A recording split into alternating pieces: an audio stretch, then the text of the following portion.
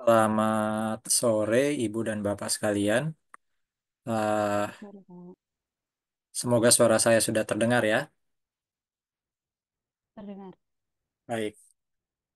Sore ini kita berkumpul bersama-sama untuk mengikuti acara yang digagas atas kerjasama di Indonesian Club ya di Hong Kong. Lalu teman-teman juga ada yang namanya Indonesia Diaspora Network ya, Makau dan Hong Kong. Ya, bersama dengan School of Business and Management Petra Christian University.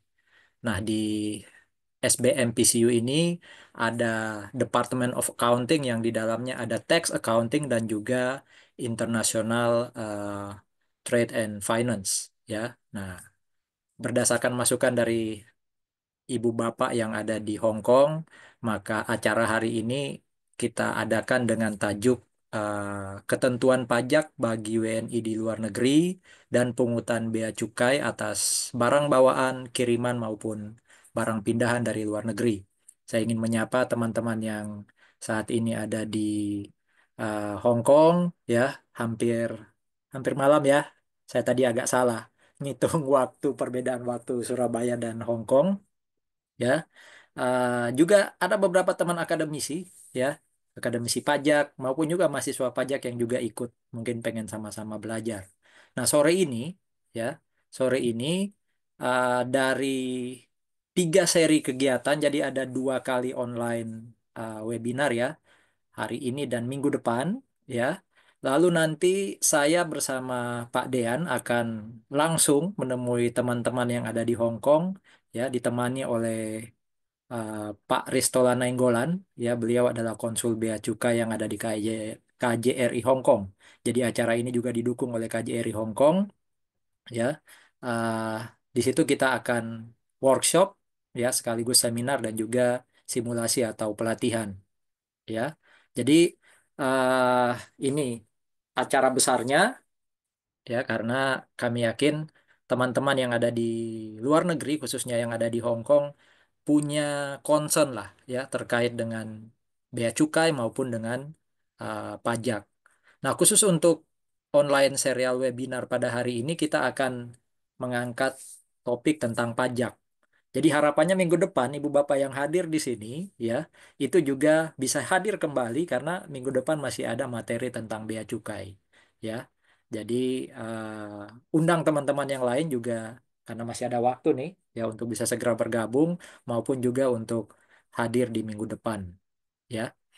Baik ibu bapak, saya juga ingin menyapa Bu Natalia Tangke dari Indonesian Club dan juga Bu Natalia Wijaya. Beliau dari IDN ya, Indonesia Diaspora Network yang ada di Hong Kong dan uh, Makau. Semoga sehat-sehat selalu ya di tengah berbagai kesibukan menyempatkan diri untuk hadir. Baik, sebelum acara ini kita mulai, saya mohon kesediaan Bu Retna Nintias Widuri ya untuk menyampaikan beberapa patah kata lah untuk kita semua yang ada di sini. Sekaligus nanti mohon Bu Widuri membuka dalam doa. Monggo Bu Widuri. Baik, terima kasih Pak Agus. Selamat sore, suara saya jelas Pak Agus? Jelas sekali Bu. Oke, selamat sore Bapak Ibu sekalian, baik yang ada di Indonesia maupun yang ada di Hong Kong. Perkenalkan, saya Widuri, perwakilan dari Accounting Department, School of Business and Management, Petra Christian University, mengucapkan terima kasih untuk kehadiran Bapak Ibu sekalian di dalam ruang Zoom ini. Terima kasih kepada Bu Yeni Mangonting dan juga kepada Pak Heru atas kesediaannya untuk boleh berbagi ilmu bersama kami di sini. Juga terima kasih Bu Natalia Tangke yang juga sudah berupaya keras untuk bersama-sama dengan kami mewujudkan ini semua. Dan juga tak lupa Bu Natalia Wijaya. Jadi ada dua Bu Natalia di sini. Terima kasih Ibu Bapak. Baik Ibu Bapak, sebelum kita memulai kegiatan ini, izinkan saya membuka acara ini di dalam doa dan saya akan memimpin secara Kristiani bagi Bapak Ibu yang beragama dan berkepercayaan lain dapat menyesuaikan. Mari kita berdoa Bapak Ibu. Selamat sore Bapak, terima kasih kami mengucap syukur untuk penyertaan-Mu. Kami sungguh bersyukur bahwa kami boleh ada di dalam ruangan Zoom ini bersama dengan rekan-rekan kami di Indonesia dan juga di Hong Kong. Kami tahu percaya kami mau melakukan semuanya ini hanya untuk kemuliaan nama-Mu. Biarlah Bapak sendiri yang boleh sertai lindungi acara ini dari awal, pertengahan hingga akhirnya nanti sehingga semuanya boleh berjalan dengan lancar. Terima kasih ya Bapak, di dalam nama Tuhan Yesus kami berdoa. Amin. Terima kasih. Selamat beracara. Semoga kita semua dapat belajar bersama-sama. Terima kasih. Saya kembalikan kepada Pak Agus. Terima kasih Ibu Widuri. Baik, sekarang minta perkenan entah dari Ibu Natalia Wijaya atau Ibu Natalia Tangke untuk mewakili teman-teman di Hong Kong ya, memberikan salam ke kami dan seluruh peserta acara hari ini. Monggo, Bu Natalia. Ya, terima kasih Pak Agus. Terima kasih juga buat Bu Widuri yang sudah membuka acara dan semua tim dari Universitas Kristen Petra yang boleh juga mewujudkan sampai ada pelatihan ini. Saya mewakili Bu Natalia ya, kami dua-dua namanya Bu Natalia juga mewakili semua masyarakat diaspora Indonesia di Hong Kong untuk mengucapkan terima kasih juga untuk terlaksanakannya pelatihan pajak dan bea cukai untuk serial ini ya. Ini seri yang pertama seperti tadi Pak Agus sudah jelaskan.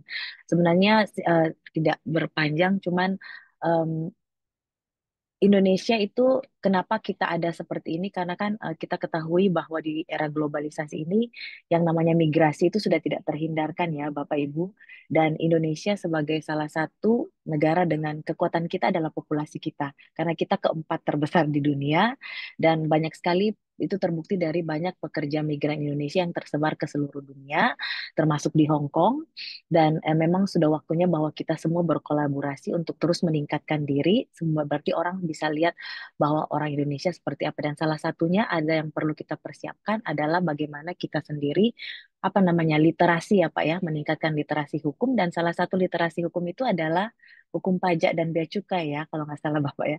Karena kalau di Hong Kong ini yang kami lihat di tengah-tengah pekerja migran Indonesia dan tidak, dan pasti semua juga di tempat-tempat lain adalah em, agak kurang kita di literasi hukum, sehingga kenapa kemana-mana kesulitan dalam menaati peraturan. Nah, ini salah satu langkah kita. Mungkin akan ada lagi literasi-literasi yang lain, tetapi sangat berterima kasih. Dasarnya untuk sore ini kita boleh belajar bersama-sama. Saya juga sangat mau belajar bagaimana sih ketentuan pajak, bagaimana sih ketentuan bea cukai yang kita sebagai warga negara Indonesia di luar negeri yang ada di Hong Kong. Ada saya lihat juga salah satu peserta yang ada di Singapura. Apa yang harus kita ketahui, apa yang perlu kita waspadai.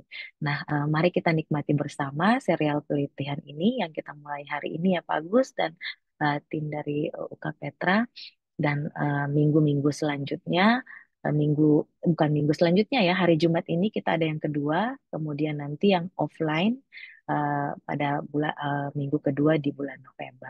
Terima kasih buat semuanya. Kami dari Hong Kong, dari The Indonesian Club dan juga dari IDN Hong Kong Macau berterima kasih atas terlaksananya pelatihan ini, juga buat semua peserta yang meluangkan waktu untuk hadir dan belajar bersama bersama kita sore hari ini. Juga terima kasih untuk keikutsertaannya. Terima kasih buat semuanya. Saya serahkan kembali ke Pak Agus.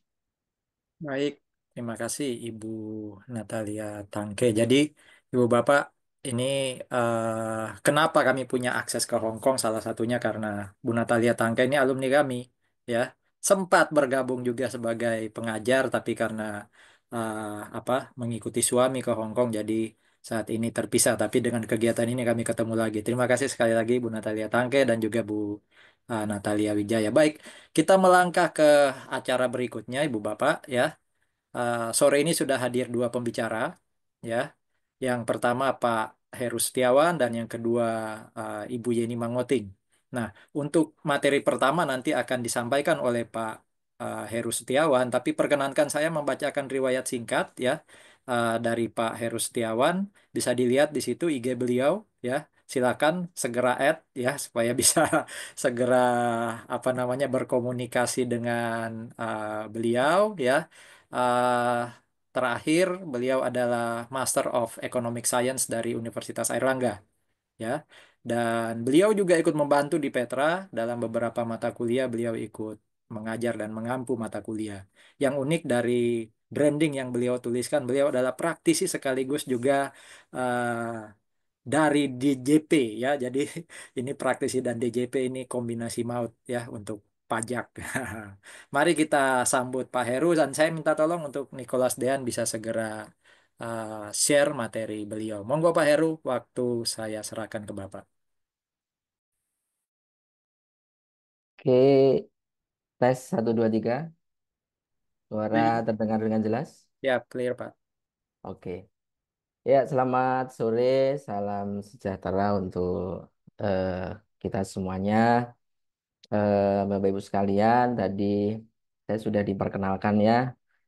Nama saya adalah Heru Setiawan dan eh, mohon izin ini saya bergabung dengan 2 device karena video di laptop saya ini agak trouble gitu.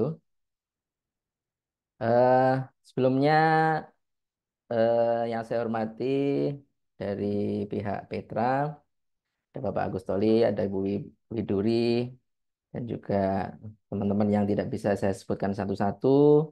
Kemudian dari KJRI Hong Kong nih ya Pak Agustoli ya.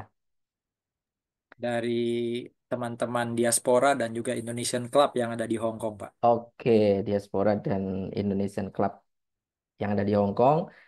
Oke, saya diminta untuk memberikan materi terkait kewajiban perpajakan bagi warga negara Indonesia yang ada di luar negeri gitu ya. Oke, Bapak Ibu sekalian, next. Ya, jadi kalau kita bicara mengenai pajak, Bapak Ibu sekalian, eh, di Indonesia ini memang ada paling paling ini ya apa namanya paling terkenal ya itu ada 3 jenis pajak ya. Yang pertama adalah pajak penghasilan, yang kedua adalah pajak pertambahan nilai, gitu ya. Dan yang ketiga adalah pajak bumi dan bangunan. Kalau kita bicara mengenai pajak pusat, gitu ya. Jadi memang saya saat ini memang aktif di Direktorat Jenderal Pajak dan memang yang kita urusi adalah eh, jenis pajak itu ya, PPh, pajak penghasilan, kemudian PPN, pajak pertambahan nilai, dan juga pajak bumi bangunan untuk sektor pertambangan, sektor kehutanan, gitu ya, perikanan, dan sebagainya. Nah, memang ada satu jenis pajak lagi yang pajak pusat tapi nggak terlalu terkenal, itu sebenarnya ada satu yaitu bea materai, Bapak Ibu sekalian, ya, bea materai. Nah, ini karena saya anggap ini audiens adalah pihak-pihak yang masih baru belajar pajak ya. Jadi saya mulai dari basic, kenalan dulu ya bahwa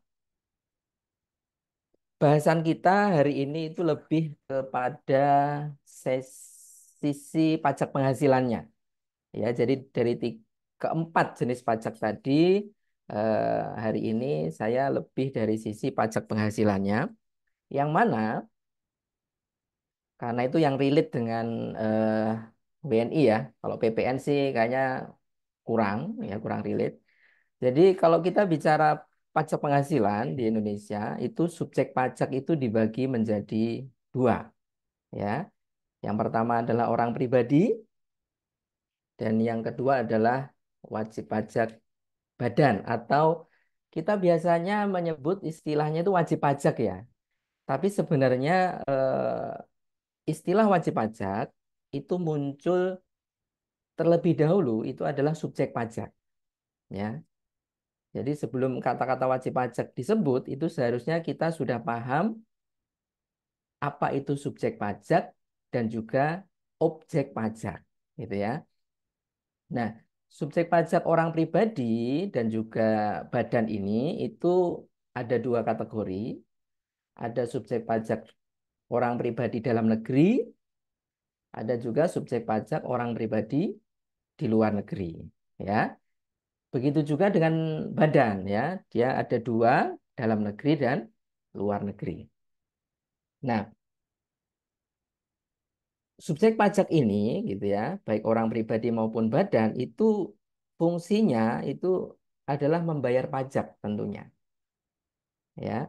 Nah, khusus orang pribadi, Bapak Ibu sekalian, orang pribadi itu mostly majority ya, mayoritas itu adalah sebagai pembayar pajak fungsinya ya, untuk subjek pajak orang pribadi. Nah, sedangkan untuk subjek pajak badan, nah, dia mempunyai tiga fungsi. Selain dia harus membayar pajak atas penghasilan yang dia terima, gitu ya, dia juga berfungsi sebagai pemotong pajak atau pemungut pajak bagi pihak lain. Ya, jadi mungkin untuk kalau bahasan kita WNI gitu ya, maka hari ini kita lebih tekankan di sisi orang pribadinya. Ya, jadi orang pribadi itu mostly adalah sebagai pembayar pajak. Orang pribadi tidak boleh memotong pajaknya pihak lain.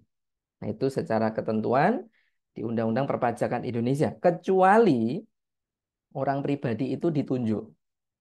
Ya, ditunjuk itu mendapatkan surat keputusan atau penetapan dari Direktorat Jenderal Pajak. Nah, kira-kira gitu ya. Oke, bisa di next. Nah, di Undang-Undang Cipta Kerja, Bapak Ibu sekalian, undang-undang ini sudah disahkan di bulan November tahun 2020 ya. Itu ditegaskan bahwa siapakah subjek pajak dalam negeri, ya. Dibanding undang-undang sebelumnya itu ada sedikit perbedaan, ya. Kita baca, yang termasuk subjek pajak dalam negeri itu adalah orang pribadi, baik warga negara Indonesia maupun warga negara asing. Nah, ini ya. Jadi di sebelum Undang-Undang Cipta Kerja, definisi mengenai subjek pajak dalam negeri itu tidak menyebutkan status kewarganegaraan. Ya, jadi mulai disahkannya Undang-Undang Cipta Kerja yang berlaku mulai November 2020, diberi penegasan bahwa ternyata yang termasuk subjek pajak dalam negeri itu bisa warga negara Indonesia maupun warga negara asing yang bertempat tinggal di Indonesia atau berada di Indonesia lebih dari 183 hari dalam 12 bulan dalam 1 tahun pajak berada di Indonesia dan mempunyai niat untuk bertempat tinggal di Indonesia. Jadi baru niat pun kalau orang Hong Kong datang ke Indonesia, maka dia sudah boleh dikatakan subjek pajak dalam negeri. Sehingga dia diperbolehkan untuk mendaftar NPWP. Gitu ya. Nah, artinya Bapak Ibu sekalian, untuk menentukan subjek pajak luar negeri, berarti kan definisinya sebaliknya ya. Nah, kalau dalam negeri seperti ini, berarti kalau luar negeri sebaliknya. Nah, kira-kira sudah bisa kita tebak ya. Next. Bahwa subjek pajak luar negeri itu terdiri dari, bisa di next. Ya. Nah, terdiri dari WNI, ya, sebelumnya mungkin bisa terdiri dari WNI, gitu ya, atau WNA, gitu ya. Itu. Yang mana yang dikatakan subjek pajak luar negeri adalah orang pribadi yang tidak bertempat tinggal di Indonesia, ya berarti WNA itu termasuk, gitu ya. WNI bisa termasuk juga, gitu loh, ya. Kemudian warga negara asing yang berada di Indonesia tidak lebih dari 183 hari. Jadi kalau orang Hong Kong datang ke sini ya cuma 2 bulan berarti dan tidak ada niat tinggal di Indonesia, maka ya dia dikatakan subjek pajak luar negeri. Nah, termasuk warga negara Indonesia yang berada di luar negeri, Hong Kong misalnya, lebih dari 183 hari dalam jangka waktu 12 bulan, gitu ya, serta memenuhi persyaratan tempat tinggalnya, pusat kegiatan utamanya, habitualnya, kebiasaan tinggalnya, status subjek pajak, persyaratan tertentu lainnya yang ini diatur dengan peraturan Menteri Keuangan itu termasuk subjek pajak luar negeri. Ya, jadi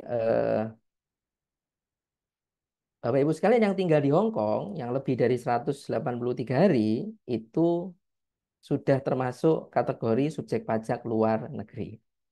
Gitu ya. Oke, next. Nah, sekarang eh, ada istilah subjek pajak gitu ya. Ada istilah objek pajak seperti yang saya sebutkan tadi. Subjek pajak tadi sudah dibagi dua ya. Ada dalam negeri, ada luar negeri gitu ya. Nah, kalau di saya bikin kuadran ini, subjek pajak itu di kuadran X ya. Jadi residen ini adalah subjek pajak dalam negeri, non residen adalah subjek pajak luar negeri, kira-kira gitu ya. Nah, itu dari sisi subjek pajaknya. Subjek pajak itu orangnya gitu ya. Kemudian di kuadran Y itu saya gambarkan adalah objek pajaknya. Objek pajak adalah penghasilan yang diterima, ya. Nah, itu ternyata juga ada dua. Ada domestik atau dalam negeri Indonesia, ada foreign atau dari luar negeri. Nah, di mana posisi kuadran satu? Nah, kuadran satu itu adalah subjek pajak dalam negeri menerima objek pajak dalam negeri, kira-kira gitu ya. Dan itu adalah eh, dalam naungan undang-undang perpajakan di Indonesia. Nah ya, jadi yang kuadran satu itu fully harus patuh pada undang-undang perpajakan di Indonesia. Kemudian kita beralih ke kuadran 2. Kuadran 2 itu artinya subjek pajak dalam negeri, ya, residen, menerima objek pajak dari luar negeri, foreign ya. Nah, itu termasuk dalam ranah perpajakan internasional, ya. Walaupun ya undang-undang kita mengatur ini, ya, mengatur ini bahwa ketika ada subjek pajak dalam negeri menerima objek pajak dari luar negeri, maka itu harus dilaporkan di seluruh penghasilannya baik di Indonesia maupun dari luar negeri harus dilaporkan seluruhnya di Indonesia. Nah, itu ya karena Indonesia ini menganut prinsip worldwide income. Ya, jadi seluruh penghasilan dari manapun sumbernya itu harus dilaporkan di ketentuan perpajakan di Indonesia. Itu ya. Jadi kalau Bapak Ibu sekalian bisa memahami kuadran ini sebenarnya selesai materinya ya. Oke. Kita beralih ke kuadran 4. Kuadran 4 ya itu bisa kita baca subjek pajak luar negeri menerima objek pajak dari dalam negeri. Nah, itu ya. Subjek pajak luar negeri menerima objek pajak dalam negeri. Jadi orang orang asing tapi dia eh, menerima penghasilan dari Indonesia, kira-kira gitu kan bahasa sederhananya. Ingat, subjek pajak luar negeri itu bisa ini ya, apa namanya? Bisa WNI, bisa WNA tadi ya sudah dijelaskan ya. Nah, itu juga termasuk dalam naungan perpajakan internasional. Jadi kuadran 4 itu subjek pajak luar negeri menerima objek pajak dalam negeri itu adalah ranahnya perpajakan internasional. Nah, bisa nggak aturan perpajakan kita menjangkau kuadran 4? Ternyata bisa, Bapak Ibu sekalian. Jadi aturan perpajakan Indonesia, saya ulangi, menjangkau kuadran 1 itu sudah pasti. Menjangkau kuadran 2 bisa. ya bisa sekali. Dan menjangkau kuadran 4 itu juga bisa, ya. Karena di Undang-Undang PPH kita itu mengenal istilah PPH pasal 26, gitu ya. PPH pasal 26 itu adalah ketika ada perusahaan di Indonesia, ya, WP Badan yang ada di Indonesia memberikan penghasilan kepada subjek pajak luar negeri, ya. Jadi subjek pajaknya luar negeri tapi objek pajaknya dari Indonesia, ya, maka dia harus memotong PPh pasal 26. Jadi kuadran 1, 2 dan 4 ini bisa dijangkau oleh ketentuan perpajakan Indonesia. Nah, yang nggak bisa dijangkau itu Bapak Ibu, itu adalah kuadran 3. Ya, kuadran 3 itu nggak bisa dijangkau oleh ketentuan perpajakan Indonesia. Siapa dia? Kuadran 3 ini adalah subjek pajak luar negeri, ya, subjek pajak luar negeri menerima objek pajak dari luar negeri. Nah, jadi sudah jelas ya Bapak Ibu sekalian, ketika misalnya orang Indonesia sudah kerja di Hong Kong gitu ya, tentunya lebih dari 183 hari ya, maka dia kan subjek pajak luar negeri itu, ya kan? Nah, ketika dia menerima penghasilan dari Hong Kong, penghasilannya juga dari luar negeri, maka sebenarnya itu masuk kuadran 3. Jadi ekstrateritorial, Undang-Undang Perpajakan Indonesia tidak bisa memajaki atas penghasilan yang masuk di kuadran 3. Nah, gitu ya. Oke. Tuh, sebenarnya resume dari pertemuan kita hari ini ya ini, gitu ya. Slide ini, gitu ya. Oke. Nanti kalau masih belum jelas, nanti bisa Bapak Ibu tanyakan ya. Kita next dulu. Bisa di next. Ya, oke. Nah, ini Bapak Ibu sekalian, ini hanya materi tambahan. Jadi bahwa di Undang-Undang Cipta Kerja kemarin itu ditambahi satu ketentuan yang kayak memudahkan gitu ya. Jadi memudahkan warga negara asing yang mau eh, mentransfer keahliannya dari yang dia miliki ke Indonesia gitu ya. Jadi ini hanya sebagai informasi bahwa jika ada WNA yang memiliki keahlian tertentu, kemudian dia datang ke Indonesia gitu ya, maka bisa jadi WNA itu akan punya dua penghasilan. Dari Indonesia dia dapat penghasilan, dari luar negeri dia juga dapat penghasilan. Nah, gitu ya. Nah, ini di Undang-Undang Cipta Kerja ditegaskan bahwa WNA yang kategori seperti tadi, yang punya keahlian tertentu, ya, selama 4 tahun pertama dia hanya dikenai PPh hanya atas penghasilan dari Indonesia. Nah, gitu ya. Ya, jadi ya hanya penghasilan dari Indonesia yang dikenakan PPh-nya. Nah, gitu ya. Di Indonesia. Jadi ini merupakan insentif ya supaya ya ada transfer knowledge ya. Mungkin itu tujuannya pemerintah. Di aturan sebelumnya ini dikenakan PPh baik penghasilan dari Indonesia maupun dari luar Indonesia. Tapi ini khusus WNA ya. Jadi ini mungkin tidak berlaku kalau untuk WNI yang punya keahlian tertentu yang kerja di luar negeri. Gitu ya. Oke, next.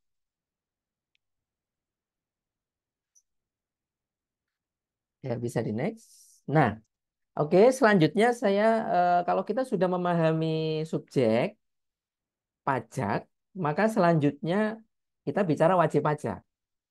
Nah, itu ya. Jadi wajib pajak itu adalah ketika subjek ya yang kita bicarakan tadi menerima objek lah, kira-kira gitu.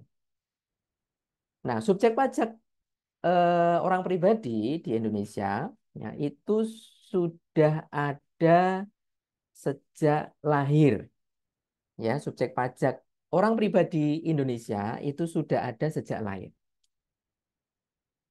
Dari lahir dia sudah punya subjek pajak. Tapi dia baru wajib, ya kewajibannya apa? Pertama daftar NPWP. Dia baru wajib ketika dia menerima objek. Jadi bayi itu belum wajib untuk daftar NPWP tentunya ya, karena kan belum punya penghasilan. Nah, diwakili orang tuanya.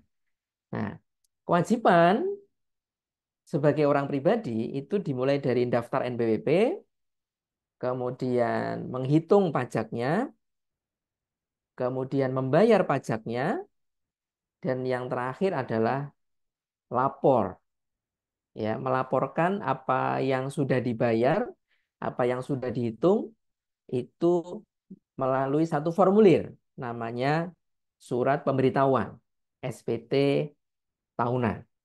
Nah, ya khusus orang pribadi itu wajib untuk lapor SPT setiap tahun. Nah, itu sorry, kewajibannya. Haknya apa? Bisa di next. Oh ya, sorry, ini ada animasinya ya tadi ya. Jadi ada nge-lag gitu ya.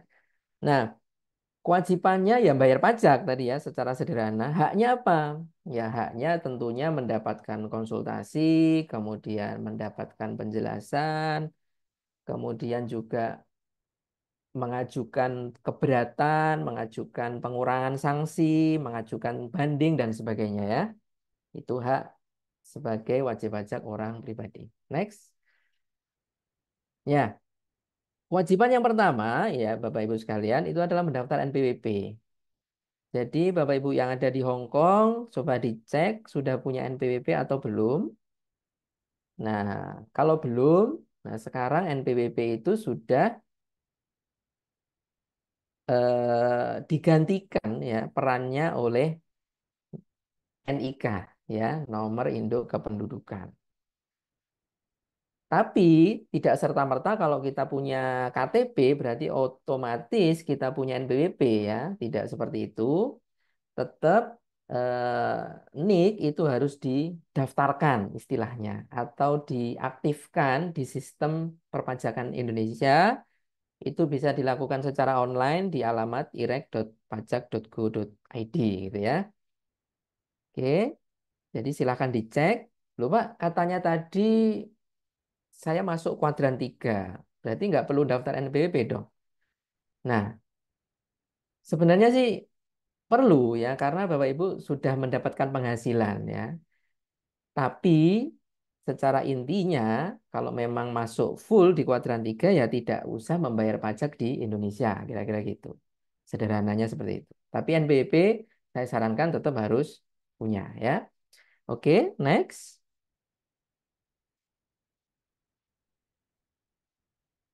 Nah, ini ya. NPWP itu bukan untuk ketika kita mau kerja baru daftar NPWP, ketika kita mau utang di bank baru daftar NPWP, mau kita pergi ke luar negeri baru daftar NPWP, tidak seperti itu. Karena kalau niatnya seperti itu nanti esensinya kita nggak dapat. Bahwa ketika kita sudah punya NPWP, maka di situ ada kewajiban yang harus kita penuhi. Salah satunya tadi itu adalah melaporkan SPT tahunan ya supaya orang pajak juga tahu oh Bapak Ibu ini dapat penghasilannya ternyata dari Hong Kong ya. Jadi kalau wajib pajak itu tidak melaporkan penghasilannya maka metode perpajakan Indonesia kan self assessment, maka pegawai pajak tidak akan tahu oh Bapak Ibu ternyata kerjanya di Hong Kong ya, oh ternyata kerjanya di Bali. Nah, pemberi kerjanya PT ini gitu ya. Nah, itu hanya bisa kita ketahui kalau Bapak Ibu lapor. Ya, tentunya kita bisa saja sih mencari tahu itu. Cuman karena sistem perpajakan Indonesia Self Assessment, maka jangan lupa kalau sudah punya NPWP itu Bapak Ibu harus rutin ya, setidaknya lapor SPT tahunan tiap tahun. Ya, jadi kalau memang tadi penghasilannya dari Hong Kong dan Bapak Ibu subjek pajak luar negeri, nah di SPT nanti ada kolomnya dimasukkan di bagian penghasilan yang bukan merupakan objek pajak. Nah, kira-kira gitu ya. Karena bukan objek pajak, berarti pajaknya nol lah, kira-kira gitu ya. Oke, next. Setelah punya NPWP, terus apa?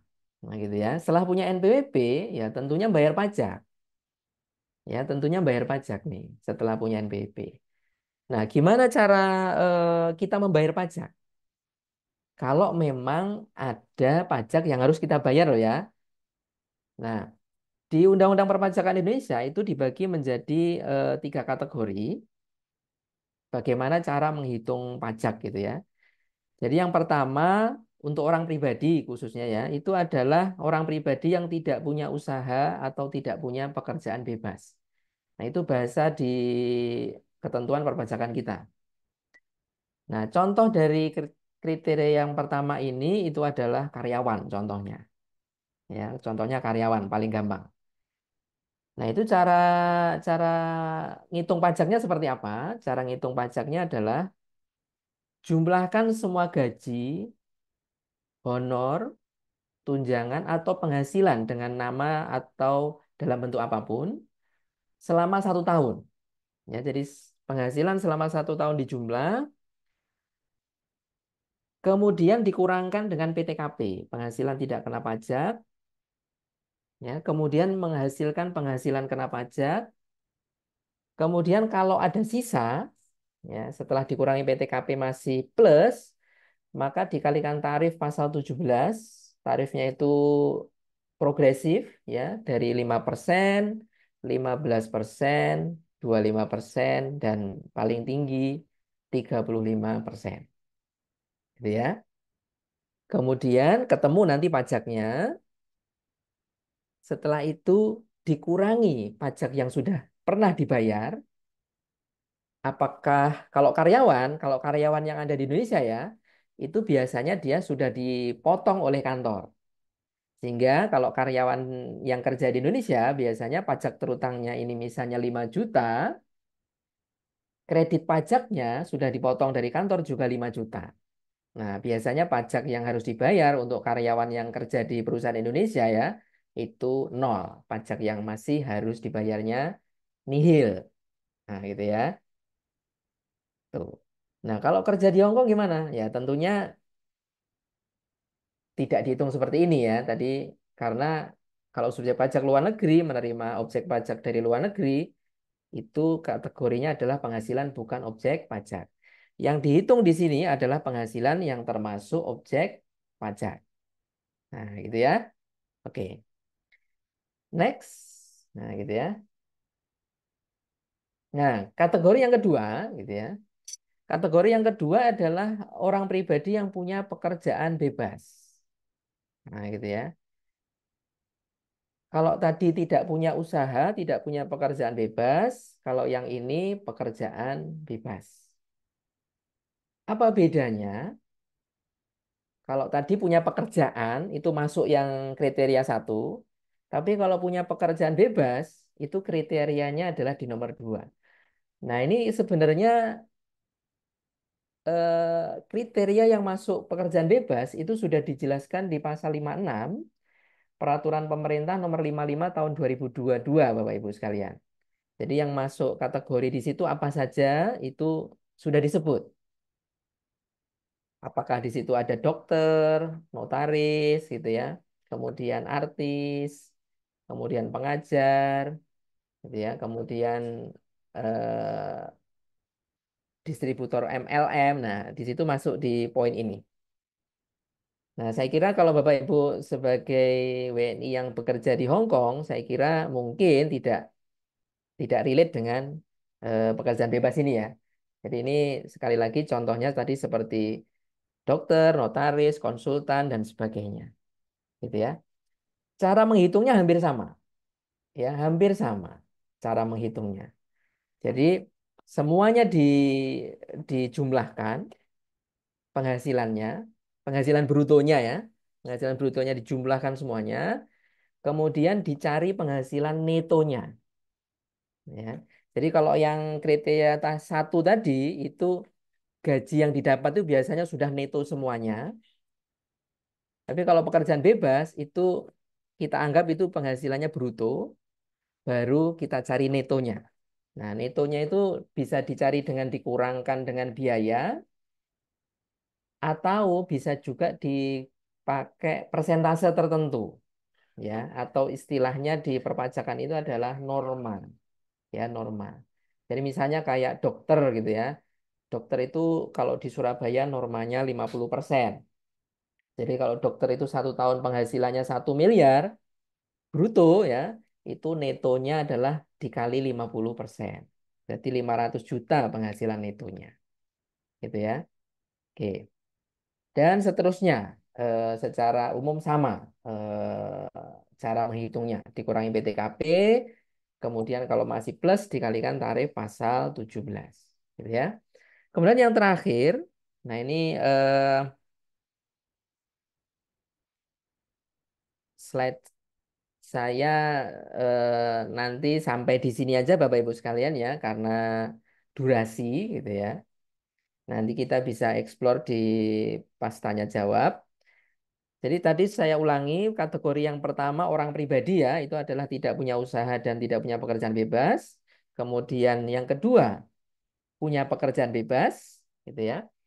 Yang ketiga itu adalah orang pribadi yang punya usaha. Nah, gitu ya.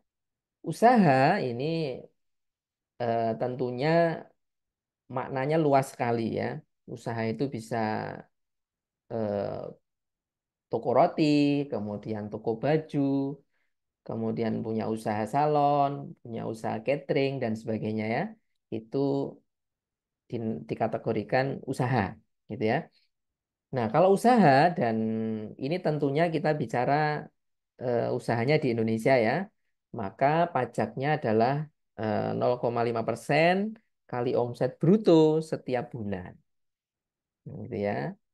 0,5% kali omset bruto setiap bulan dan itu ada tanda bintang di sini dalam artian ini boleh digunakan tapi hanya dalam batas waktu tertentu ya. Jadi khusus orang pribadi boleh menggunakan PPh ya. Ini PPh-nya namanya pasal 4 ayat 2 0,5% kali omset bruto tiap bulan ini hanya selama 7 tahun ya.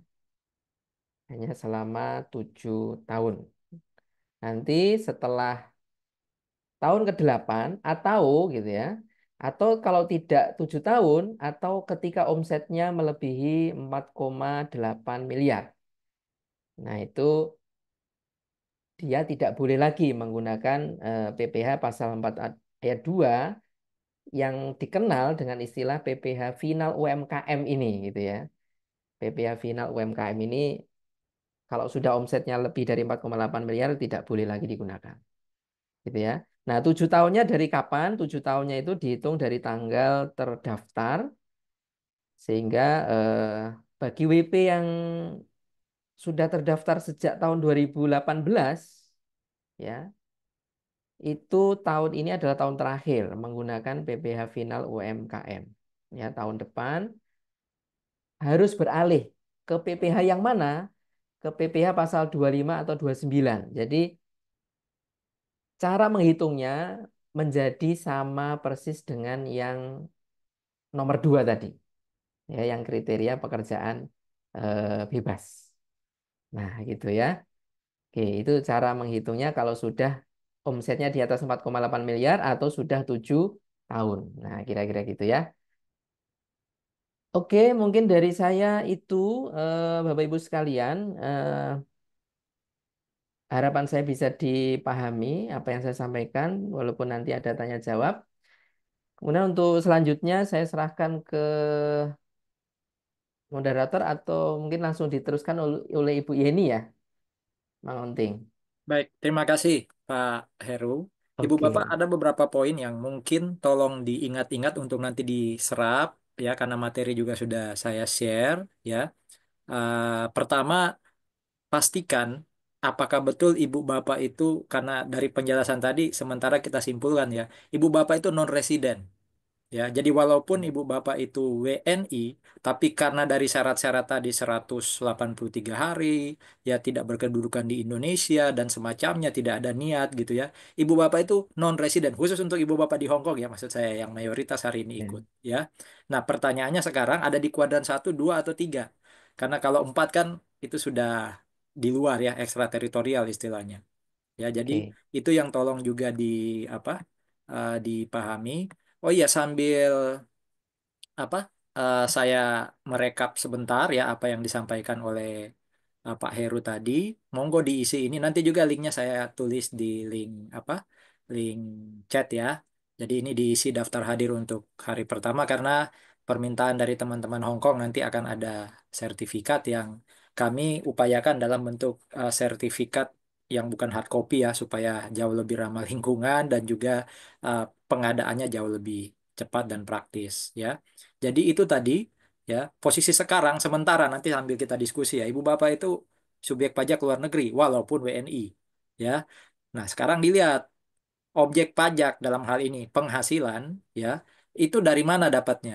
Kalau masih dari luar negeri ya kuadran 4. Tapi kalau masuk di Indonesia, maksudnya ada yang dari Indonesia, ibu bapak Iya betul. kuadran 3. Kalau kuadran 3 berarti ikut aturan pajak internasionalnya Indonesia.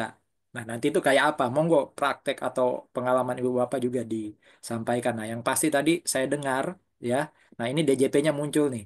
Tolong NPWP tetap ada walaupun subjek pajak luar negeri. Saya Iya, iya. memaklumi itu karena bisa saja kan Ibu Bapak. Ibu Bapak tidak ingin membatasi diri dapat penghasilannya dari Hong Kong kan? Apakah Ibu Bapak akan stay terus di sana? Bisa jadi kan ada kemungkinan-kemungkinan Ibu Bapak dapat juga dari Indonesia atau tadi ya ada kewajiban-kewajiban dalam prakteknya kadang-kala membutuhkan NPWP ya. Walaupun itu tidak terkait pajak secara langsung. Jadi itu mungkin yang dimaksud oleh Pak Heru. Tidak ada salahnya ya kita mendaftarkan diri sebagai wajib pajak, artinya subjek pajak dalam negeri gitu ya. Dengan demikian NIK kita nanti akan dijadikan sebagai NPWP ya. Tapi itu so far sekali lagi ya yang saya tangkap itu masih berbunyi himbauan. Monggo nanti dipastikan ke Hmm. Pak Heru ya. Ya. Oke.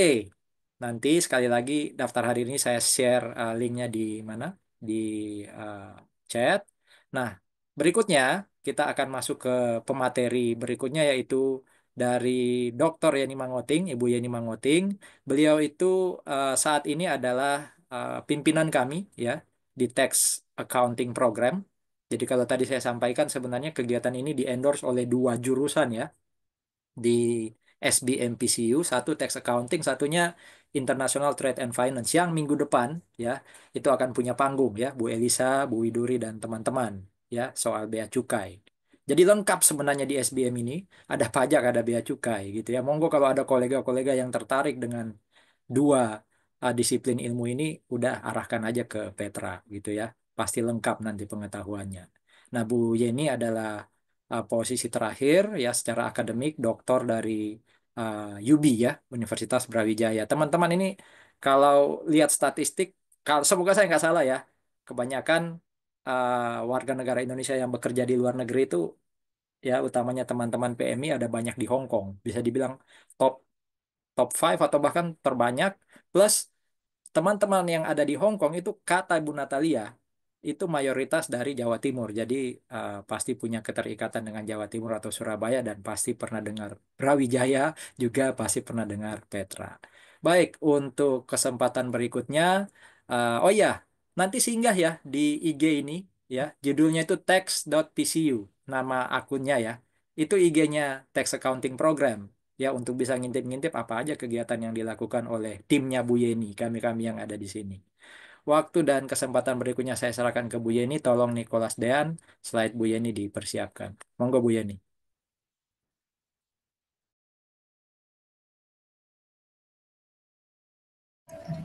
Baik, terima kasih Pak Agus. Suara saya terdengar ya, Pak Agus? Clear Bu. Oke, baik, selamat malam Bapak Ibu sekalian. Saya akan melanjutkan penjelasan dari Pak Heru, tapi sebelumnya saya ingin mengucapkan terima kasih juga untuk Bu Natalia Tangke dan Bu Natalia Wijaya yang juga sudah menginisiasi kegiatan ini bersama-sama dengan kami dari Petra dari Universitas Kristen Petra, dari program Tax Counting dan program International Trade and Finance.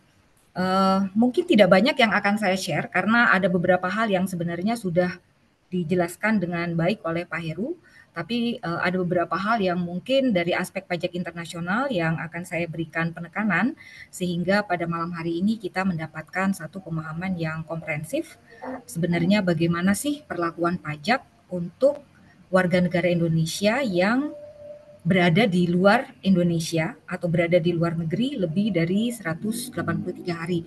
Sebenarnya materi ini juga terkait dengan ketentuan perpajakan yang sudah diterbitkan oleh Direktorat Jenderal Pajak atau oleh pemerintah, ketentuan perpajakan atau PMK ya, PMK 18, PMK 03 tahun 2021 yang sebenarnya memberikan penegasan tentang Undang-Undang Cipta Kerja yang tadi sudah banyak dijelaskan oleh Pak Heru, khususnya di pasal 3 yang berkaitan dengan bagaimana sih sebenarnya status warga negara Indonesia yang berada di luar Indonesia lebih dari 183 hari.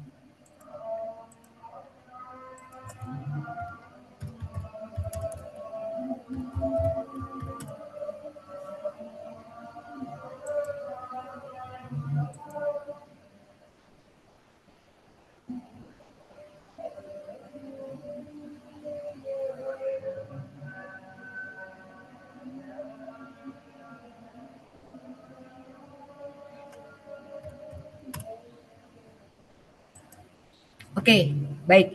Saya akan mulai dengan slide pertama. Tadi Bu Natalia Tangke juga sudah menjelaskan bahwa memang mobilisasi penduduk Indonesia ke luar negeri bisa saja disebabkan oleh alasan utama adalah faktor ekonomi, itu memang tidak dapat dihindari.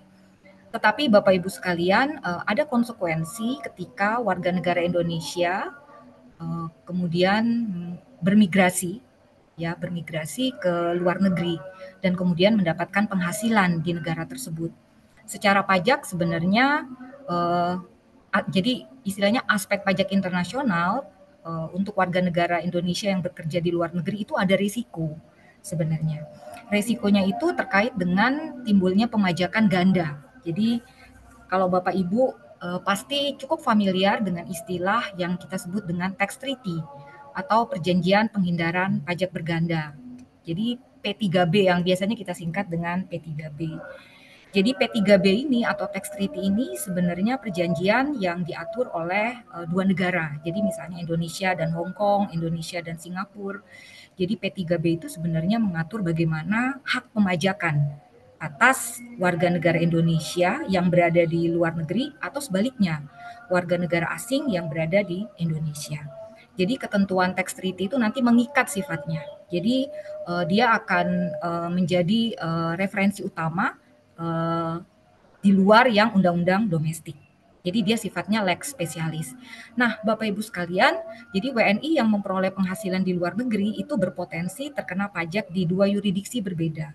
Hal ini disebabkan karena ada istilahnya yang disebut dengan hak pemajakan. Jadi hak pemajakan. Jadi Indonesia itu sebenarnya punya dua hak pemajakan. Hong Kong pun punya dua hak pemajakan. Jadi Indonesia boleh memajaki berdasarkan yurisdiksi domisili dan Indonesia juga boleh memajaki berdasarkan yurisdiksi sumber. Jadi kalau yurisdiksi domisili itu berarti pengenaan pajaknya sifatnya worldwide income seperti yang tadi dijelaskan oleh Pak Heru.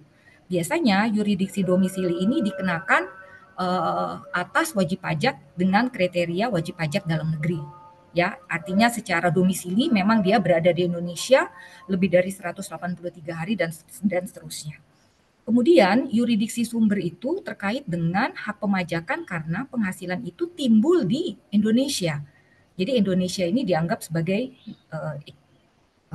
jadi Indonesia ini sebagai negara sumber. Demikian juga negara seperti Hong Kong atau Singapura juga dimungkinkan atau punya hak secara kedaulatan untuk mengenakan pajak berdasarkan yurisdiksi sumber. Jadi itu yang menjadi concern kita hari ini juga ya, bahwa tidak menutup kemungkinan subjek pajak dalam negeri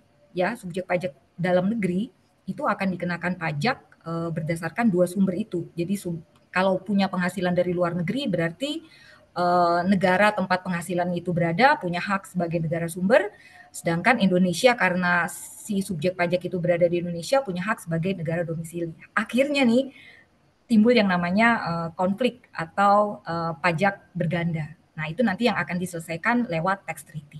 Silakan. Next. Baik, Bapak Ibu sekalian, nah ini tadi juga sudah dijelaskan oleh Pak Heru. Jadi siapa yang menjadi wajib pajak? Jadi sebenarnya pajak penghasilan itu dikenakan atas dua hal. Jadi ada subjeknya dulu nggak? Dan kemudian ada objeknya nggak? Jadi subjek itu memenuhi kriteria persyaratan subjektif dan objek itu memenuhi kriteria persyaratan kewajiban pajak objektif. Jadi disebut sebagai persyaratan subjektif, jadi dia melihat kondisi si subjek itu. Jadi biasanya untuk orang pribadi akan dimulai pada saat orang pribadi itu dilahirkan atau berada atau berniat untuk bertempat tinggal di Indonesia. Sedangkan kalau persyaratan objektif tadi juga sudah dijelaskan secara gamblang oleh Pak Heru, jadi melihat objeknya atau melihat ada atau enggak penghasilannya. Nah, ketika persyaratan subjektif dan objektif ini terpenuhi ya wajib mendaftarkan diri untuk mendapatkan NPWP. Oke, next. Kemudian kewajiban setelah mendapatkan NPWP tadi juga sudah dijelaskan. Jadi hitung, setor, lapor secara self assessment ya. Jadi hitung, setor, lapor secara self assessment. Tapi kalau penghasilan kalau seperti saya, Pak Agus, Bu Widuri, Bu Elisa ini adalah kami ini semi-semi self assessment. Jadi pada akhir tahun kami self assessment, tapi pemotongan pajak kami atau pajak penghasilan kami dihitung, di-store oleh pemberi kerja. Silakan, next selanjutnya. Nah, ini juga tadi sudah dijelaskan, jadi sebenarnya secara geografis ada subjek pajak dalam negeri dan ada subjek pajak luar negeri. Jadi pengkategorian ini atau pembagian secara geografis ini juga menyebabkan timbulnya kewajiban pajak yang berbeda. Jadi kalau subjek pajak dalam negeri pajaknya akan berbeda dengan kalau misalnya individu tersebut mempunyai status sebagai subjek pajak luar negeri. Oke, silakan. Nah, tadi ini juga sudah dijelaskan ya. Jadi menariknya di Undang-Undang Cipta Kerja yang disebut sebagai subjek pajak dalam negeri itu bukan hanya warga negara Indonesia, tapi bisa juga dimungkinkan WNA. Oke, next. Nah, Bapak Ibu sekalian, mungkin kita akan lebih banyak fokus yang ini. Jadi ini adalah ketentuan yang ada di dalam. Jadi saya mengambilnya di PMK ya, di PMK 1803 tahun 2021. Jadi warga Indonesia sebagai subjek pajak luar negeri. Jadi warga negara Indonesia, jadi syarat substansialnya atau syarat materialnya itu adalah warga negara Indonesia berada di luar negeri lebih dari 183 hari dalam jangka waktu 12 bulan. Jadi syarat utamanya ini harus terpenuhi dulu Bapak Ibu. Jadi WNI yang berada di Indonesia lebih dari 183 hari. Ya, jadi ini sebenarnya PMK 18 ini mengatur secara teknis. Tadi yang dikatakan oleh Pak Heru, jadi Undang-Undang Cipta Kerja, jadi aturan teknisnya itu ada di PMK 18 ini. Jadi PMK 18 ini menegaskan. Karena memang saya bisa merasakan bagaimana mungkin ya adanya kerasahan dari teman-teman PMI ketika PMK ini diimplementasikan atau ketika PMK ini diterbitkan. Sebenarnya status teman-teman PMI ini seperti apa? Ya, apakah otomatis PMK 18 ini secara otomatis memberikan status bahwa mereka adalah SPLN? Ya. Atau sebenarnya perlu ada satu pengurusan atau perlu ada satu pengajuan surat secara formal sehingga nantinya teman-teman PMI ini mendapatkan status atau berdasarkan satu verifikasi tertentu mendapatkan status sebagai SPLN. Jadi warga negara Indonesia sebagai SPLN atau otomatis ya, atau otomatis karena memang penentuan status SPLN ini akan menyebabkan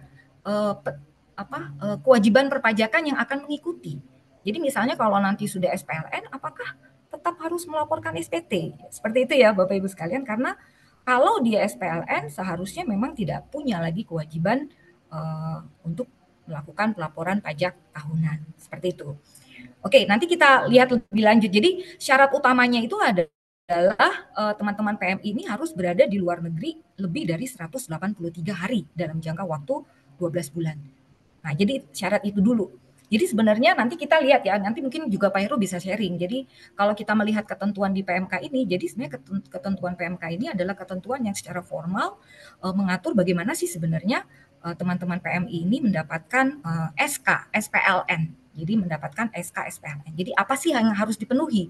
Sehingga statusnya jelas gitu ya. Jadi statusnya jelas. Kalau yang tadi kan Pak Agus memberikan briefing atau memberikan arahan, kemudian penjelasan dari Pak Heru, kalau sudah SPLN, NPWP-nya masih tetap harus diurus nggak? Kan seperti itu. Atau NPWP-nya apakah tetap harus diaktifasi? NIK-nya apakah tetap harus diaktifasi? Nah, mungkin nanti kita pada saat tanya jawab bisa menjelaskan lebih lanjut. Silakan Pak Dian. Nah, Bapak Ibu sekalian, saya akan menjelaskan secara cepat ya. Akhirnya terdapat perbedaan kewajiban SPDN dan SPLN. Jadi seperti yang dijelaskan oleh Pak Heru, jadi kalau kita SPDN ya memang berlaku worldwide income. Ya, jadi semua penghasilan baik yang berasal dari Indonesia maupun dari luar Indonesia itu akan digunggung, akan dijumlahkan dan kemudian akan dikenakan pajak di Indonesia atau berdasarkan ketentuan domestik Indonesia. Kemudian umumnya menggunakan tarif neto, tarif progresif, dan kemudian ini yang terakhir, wajib menyampaikan SPT tahunan. Pada sisi yang lain, ketika statusnya adalah subjek pajak luar negeri, berarti penghasilan atau pengenaan pajaknya itu bersifat territorial income atau bersifat terbatas. Jadi dikenakan pajak hanya berdasarkan penghasilan yang bersumber dari Indonesia. Kemudian pengenaan pajaknya bersifat final ya. Jadi dikenakan pajak di Indonesia, habis itu tidak ada konsekuensi berikutnya, yaitu tidak wajib menyampaikan SPT tahunan. Jadi nanti Bapak Ibu, ketika Bapak Ibu sudah mengetahui status Bapak Ibu sekalian, jadi WNI yang mendapatkan SKSPLN, perbedaan kewajiban perpajakan ini menjadi patokan Bapak Ibu untuk melaksanakan kewajiban pajak berikutnya. Silakan. Nah, ini saya akan memberikan contoh sederhana. Contoh misalnya, Dono adalah WNI. Dono bekerja di Hong Kong. Nah, saya highlight selama 60 hari dalam jangka waktu 12 bulan. Selain mendapatkan penghasilan dari Hong Kong, Dono juga masih mendapatkan penghasilan dari Indonesia. Berarti dia punya dua sumber nih. Jadi penghasilannya berasal dari dua sumber, baik dari Indonesia maupun dari Hong Kong. Tetapi kalau Bapak Ibu lihat secara time test atau secara keberadaan Dono di luar negeri itu masih 60 hari. Jadi selama 60 hari dalam jangka waktu 12 bulan. Jadi belum 183 hari. Kan seperti itu ya kalau kita melihat, kalau kita mengukurnya berdasarkan time test atau syarat substansial tadi. Jadi kesimpulannya adalah ya Dono ini masih subjek pajak dalam negeri. Karena keberadaannya di luar negeri masih kurang dari 183 hari. Berarti cara pemajakan Dono mengikuti prinsip worldwide income. Nah, jadi pajak penghasilan yang dipotong di Hong Kong karena mempunyai penghasilan dari Hong Kong dan Hong Kong punya kedaulatan untuk mengenakan pajak berdasarkan sesuai dengan prinsip atau menggunakan haknya sebagai negara sumber, ya berarti akan ada pemotongan pajak atas penghasilan Dono di sana. Nah, konsekuensinya memang akan terjadi penghindaran pajak berganda. Nah, mari kita lihat cara pemecahannya. Bapak Ibu lihat, jadi penghasilan, katakanlah penghasilan Dono di Hong Kong ini 250 juta, kemudian penghasilan Dono di Indonesia ini 25 juta. Kita asumsikan ya, pajak yang dipotong di luar negeri atau di Hong Kong adalah 10%, berarti ada 25 juta. Karena status Dono ini masih SPDN, sehingga pengenaan pajaknya bersifat worldwide income, jadi digunggung penghasilan di luar negeri berapa, di Indonesia berapa, kemudian digunggung atau dijumlahkan. Totalnya 275 juta. Kita anggap ya, tadi Pak Heru juga sudah menjelaskan sedikit PTKP. PTKP-nya kita anggap 54, jadi dia kawin, jadi K0, 54 tambah 4,5. Kemudian kita hitung dengan tarif pajak progresif penggabungan penghasilan tersebut, ketemu angka 26.475. Tetapi kemudian ada istilahnya kredit pajak. Jadi pajak penghasilan yang dibayar di Hong Kong itu boleh dikreditkan di Indonesia atau boleh menjadi pengurang pajak penghasilan terhutang. Jadi pajak yang kurang bayar tersisa hanya 1,475. Jadi itu ya. Jadi 25 juta yang dipotong di Hong Kong tuh Bapak Ibu itu nanti boleh dikreditkan di perhitungan pajak penghasilan yang ada di Indonesia. Jadi pajak yang kurang bayar si Dono ini hanya 1,475. Oke. Silakan selanjutnya. Contoh selanjutnya adalah kalau misalnya WNI itu bekerja di Jepang misalnya, dia bekerja lebih dari 183 hari dalam jangka waktu 12 bulan. Penghasilannya hanya bersumber dari pekerjaannya di Jepang saja. Ya, penghasilan Dono di Jepang telah dipotong pajak oleh otoritas pajak Jepang. Jadi kalau kita sebenarnya hanya melihat ya, jadi hanya melihat berdasarkan keberadaan atau time test saja, ya Budi adalah subjek pajak luar negeri karena keberadaannya di luar negeri sudah lebih dari 183 hari. Nah, hak pemajakan atas penghasilan Dono ya berada di negara Jepang. Jadi negara Jepang ini menggunakan dua hak. Jadi hak sebagai negara domisili dan hak sebagai negara sumber. Ya kita asumsikan bahwa keberadaannya sudah lebih di 200 hari di Jepang, bisa saja seperti yang tadi dikatakan oleh Pak Agus, si Dono ini sudah mengurus tax residence di Jepang. Nah itu juga bisa istilahnya bisa memperkuat bahwa status si Dono ini adalah subjek pajak luar negeri. Jadi Budi tidak memiliki kewajiban untuk melaporkan SPT tahunan di Indonesia. Seperti itu. Oke, selanjutnya. Contoh selanjutnya adalah contoh subjek pajak luar negeri yang memperoleh penghasilan dari dua sumber. Jadi misalnya nih, ternyata si Budi ini memang bekerja di Hong Kong. Keberadaannya pun di Hong Kong sudah lebih dari 200 hari dalam jangka waktu 12 bulan. Nah, kemudian Budi juga mendapatkan penghasilan sewa rumah yang ada di Indonesia. Nah, berarti kan ada penghasilan di Indonesia dan ada penghasilan di luar negeri. Dan status si Dono ini sudah lebih dari 183 hari. Berarti secara substansial si Dono ini sudah menjadi subjek pajak luar negeri. Ya, jadi WNI, SPLN. Tapi kita belum bicara ya, karena ada persyaratan lain yang memang harus dipenuhi sampai si Budi ini mendapatkan status berdasarkan SK SPLN tadi. Ya, jadi kita pakai time test saja yang paling sederhana, 200 hari. Nah, saya kemudian menyimpulkan, ya sudah, Budi ini adalah subjek pajak luar negeri. Karena keberadaannya di luar negeri, itu bukan kurang ya, lebih dari 183 hari. Budi tidak memiliki kewajiban untuk melaporkan SPT tahunan di Indonesia. Nah, persoalannya adalah bagaimana nih pengenaan pajak untuk penghasilan yang diperoleh dari Indonesia? Ya, karena status Budi adalah subjek pajak luar negeri, jadi Indonesia punya hak sebagai negara sumber tuh. Jadi mengenakan pajak secara terbatas. Jadi mengenakan pajak hanya berdasarkan penghasilan yang bersumber dari Indonesia. Nah, ini juga tadi sudah disinggung oleh Pak Heru, jadi pengenaan pajaknya berdasarkan pasal 26 dengan tarif 20%. Jadi karena ini final, jadi pengenaan pajaknya, karena ini sewa rumah, jadi pengenaan pajaknya mengikuti PPh pasal 26 tarif 20%. Tapi secara umum sebenarnya pemajakan untuk SPLN itu mengikuti tarif pasal 26-20%. Artinya kita belum melihat tax treaty-nya dulu ya. Karena memang tax treaty itu sebenarnya mengatur hak pemajakan ini mau dikenakan pajak di mana. Ya, tapi umumnya tax treaty pun sebenarnya mengatur di mana objek pajak itu berada, berarti pengenaan pajaknya menjadi hak negara di mana objek pajak atau rumahnya atau properti itu berada. Oke, lanjut.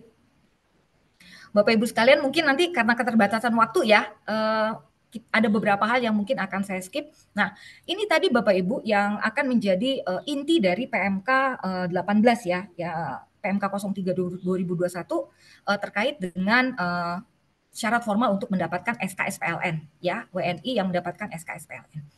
Jadi yang pertama adalah syarat substansialnya harus terpenuhi dulu nih. Jadi harus lebih dari 183 hari nih. Nanti bisa dibuktikan dengan katakanlah paspor misalnya ya, syarat tanggal keberangkatannya tanggal berapa, kemudian selama di luar negeri itu sudah berapa lama. Nah, setelah itu terpenuhi baru kemudian dilanjutkan ke pemenuhan syarat-syarat berikutnya supaya statusnya bisa jelas nih si Dono tadi ya.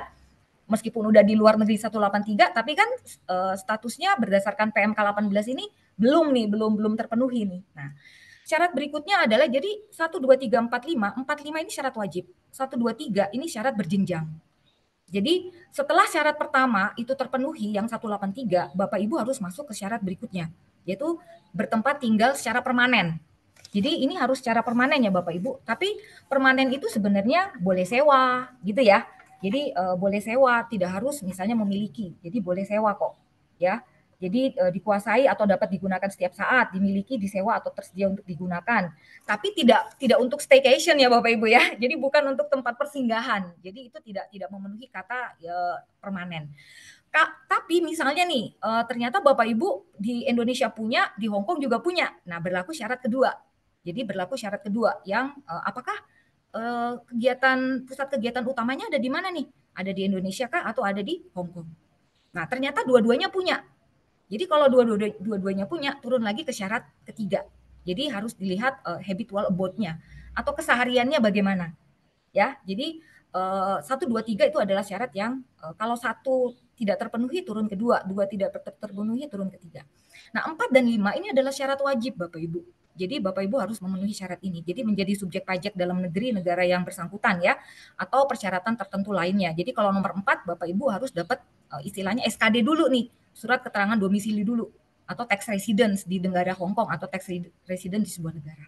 Sedangkan persyaratan kelima itu biasanya persyaratan apakah kewajiban pajak Bapak Ibu di Indonesia itu sudah terpenuhi atau tidak. Seperti itu. Oke, mungkin yang syarat-syarat ini bisa di skip aja sih Pak Dean ya, karena ini sebenarnya ya terus oke. Nah ini, nah yang terakhir ya Bapak Ibu. Jadi kalau Bapak Ibu melihat di pasal 5 khususnya di PMK 18, di PMK 18 PMK 03 2021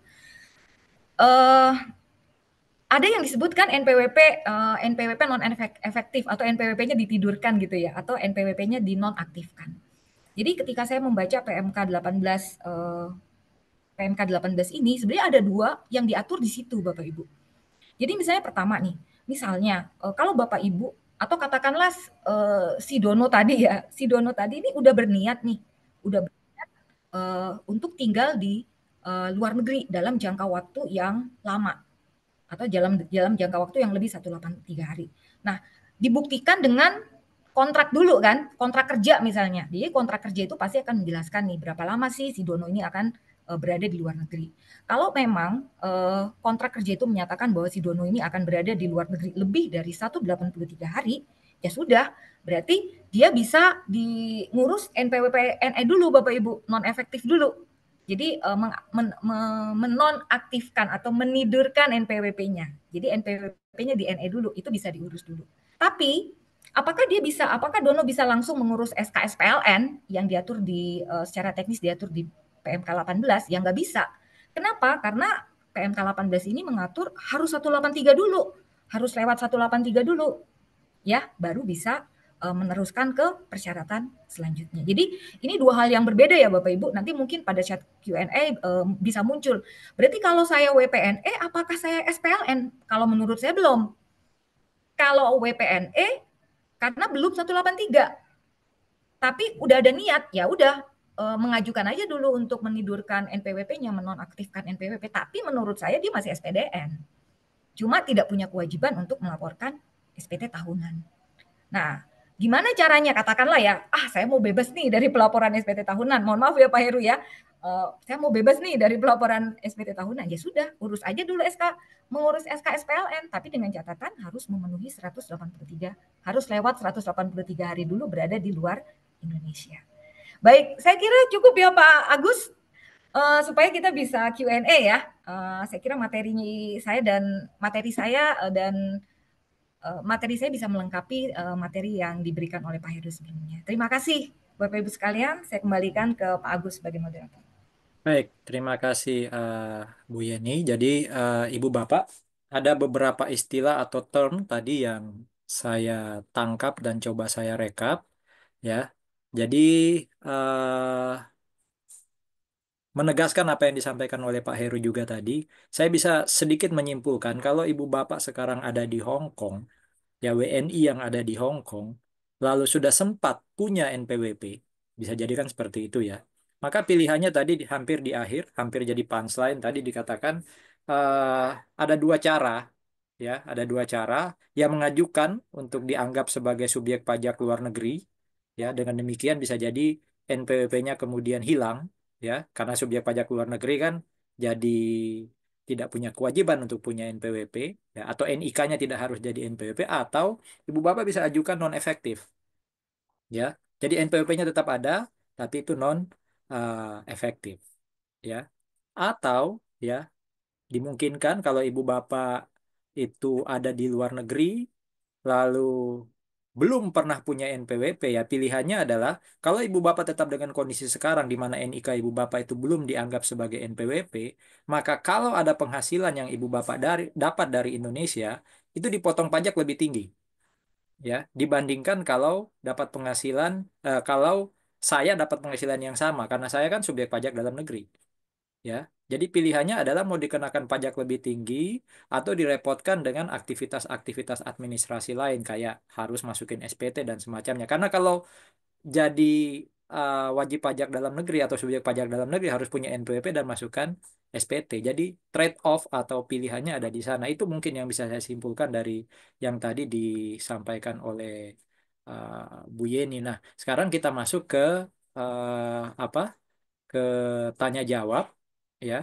Saya persilahkan Ibu Bapak mungkin bisa bertanya ya secara langsung dengan mengangkat tangan gitu ya atau mungkin sambil nanti yang bertanya tadi dijawab Ibu Bapak ingin ajukan di chat juga monggo ya. Jadi saya persilahkan ya Ibu Bapak untuk mengajukan pertanyaan. Silakan. Yang pertama, maaf nanti disebutkan nama ya. Ini ada yang sudah angkat tangan. Ada lagi mungkin dalam satu term ini.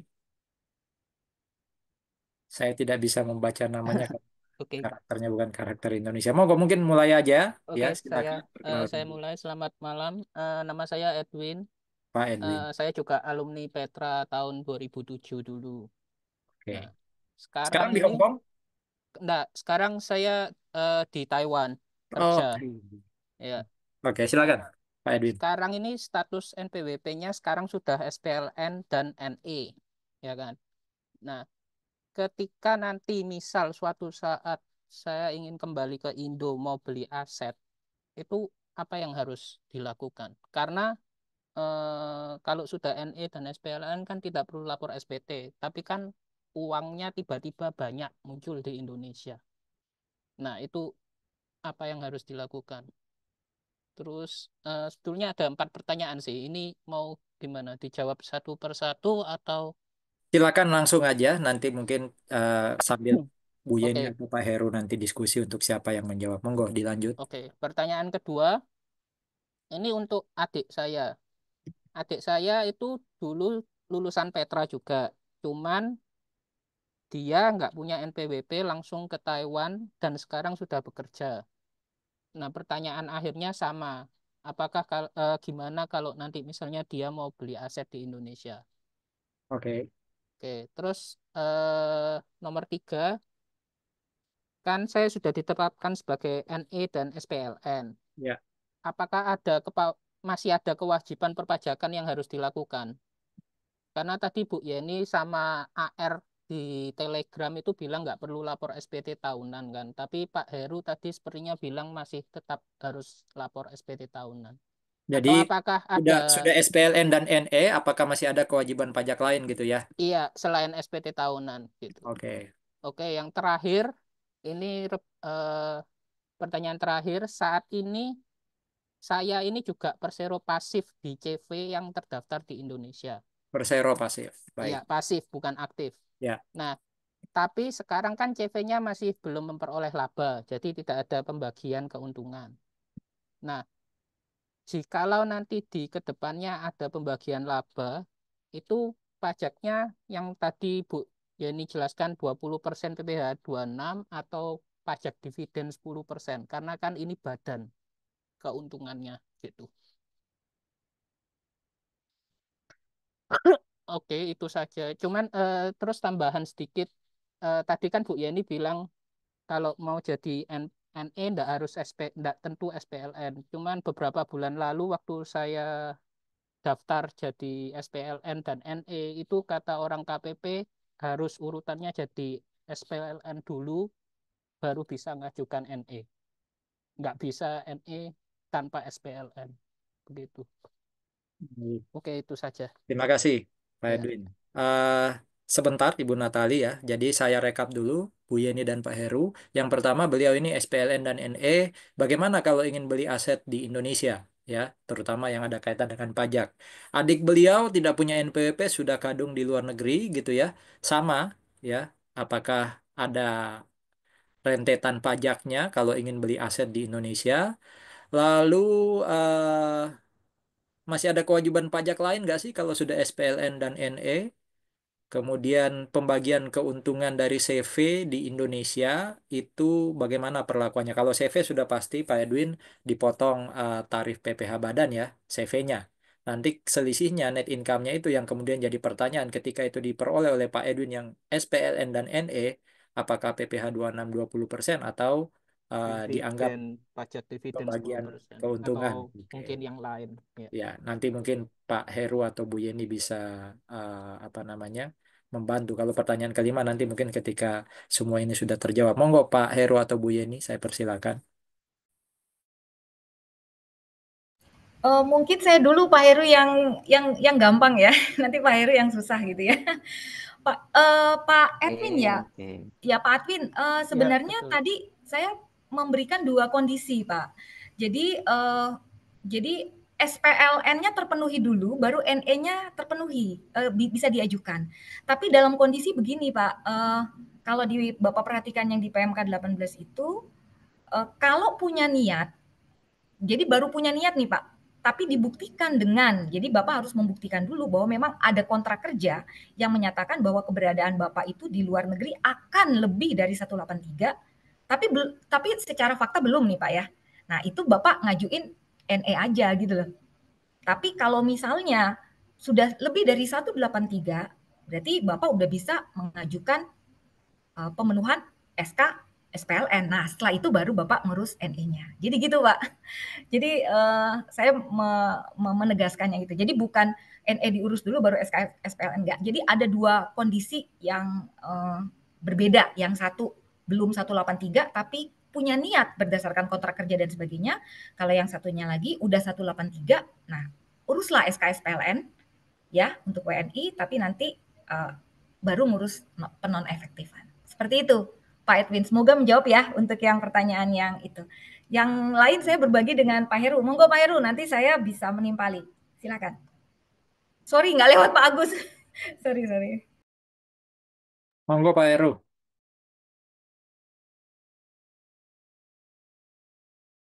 Oke, ya, ya. Nah, itu pelan-pelan dulu nih ya. Tadi memang ada himbauan ya dari saya. Saya mau ngulangi lagi dulu yang tadi Pak Agus, bahwa walaupun bekerja di luar negeri dan menjadi subjek pajak luar negeri ini, saya tadi dalam tanda kutip menghimbau Bapak Ibu sekalian untuk tetap eh, memiliki NPWP. Kalau sudah punya ya tadi sudah diberikan aturannya sebenarnya memang NE itu boleh ya NE boleh. Kalau belum punya seperti adiknya Mas siapa tadi, nah itu saran saya daftar NPWP. Ya segera daftar NPWP. Nah ini memang saran saya itu nyambung dengan apa yang ditanyakan. Nah tadi yang saya highlight itu gini. Berarti memang kerja di luar negeri gajinya banyak ya. Karena tadi disebutnya tiba-tiba asetnya nambah banyak ya. Berarti kan kerja di luar negeri gajinya banyak. Nah, itu yang saya khawatirkan. Jadi eh, sebenarnya memang Bapak Ibu sekalian NE itu boleh. Ketika Bapak Ibu sudah kerja di luar negeri, kemudian yang belum punya yang sudah punya NPP di NE-kan itu boleh. Itu kan hanya mati sementara ya. Hanya meniadakan kewajiban pelaporan SPT tahunan. Itu ya. NPWP-nya masih ada. Nah, kalau yang belum punya, saran saya harus daftar NPWP. Nah, kenapa? Untuk mengantisipasi seperti ini. Jadi, Bapak Ibu sekalian, ketika suatu hari balik ke Indonesia dan apa namanya, tiba-tiba beli rumah misalnya ya, beli rumah atau beli kendaraan, yang mana orang pajak itu tahu. Oh, si A ini habis beli rumah. Oh, si B ini habis beli mobil misalnya.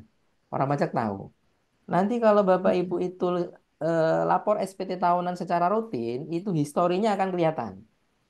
Oh, ternyata si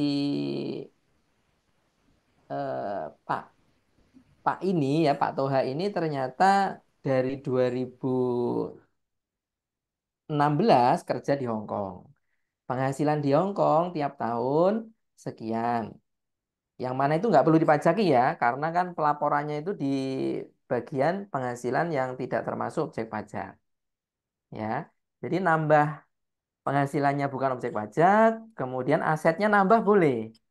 Ya kan? Ketika lapor SPT tahunan kan sekaligus melaporkan penghasilan dan juga asetnya atau utangnya. Jadi histori itu akan kelihatan ketika Bapak Ibu itu lapor rutin SPT tahunan. Ya.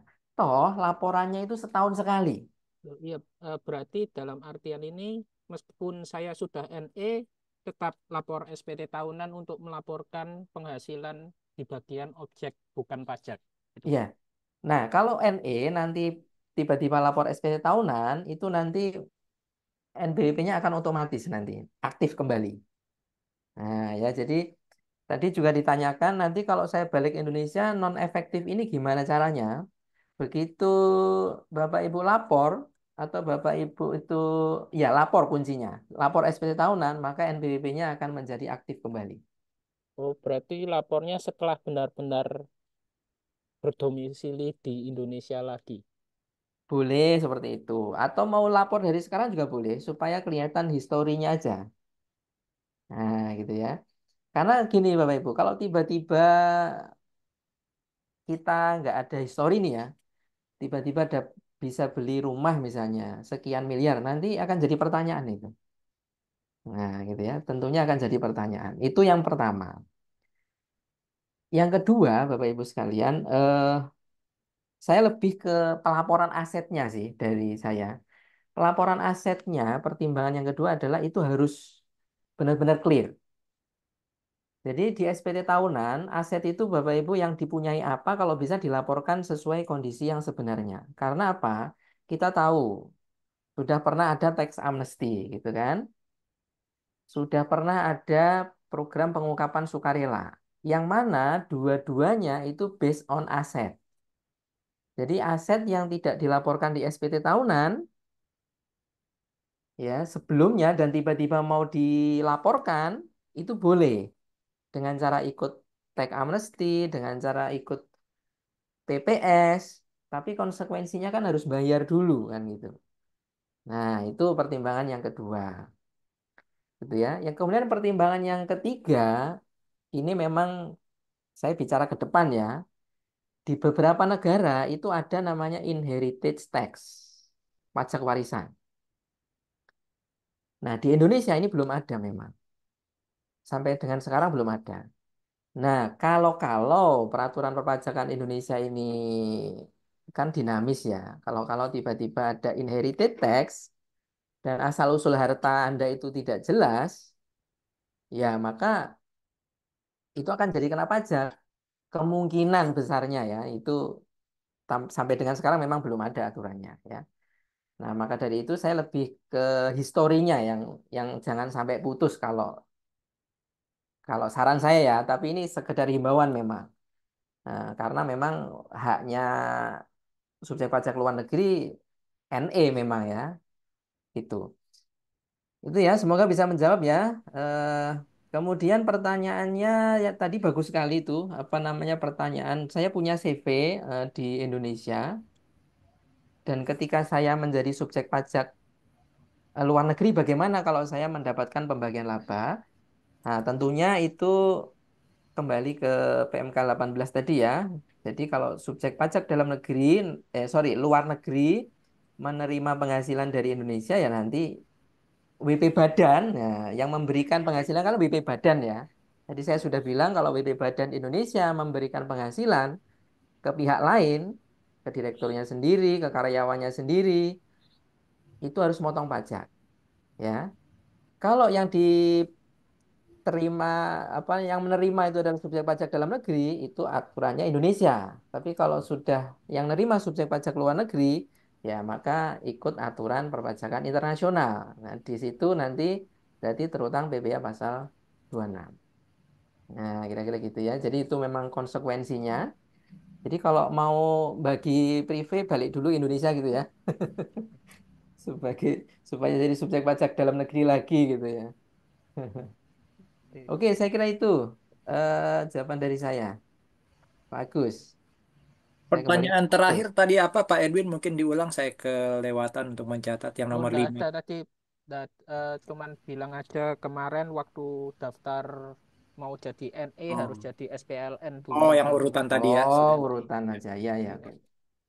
Nah, ini berarti terima kasih ya Pak Heru dan Pak Edwin juga Bu Yeni tadi. Berarti tadi ada pertanyaan Pak Heri kalau nggak salah.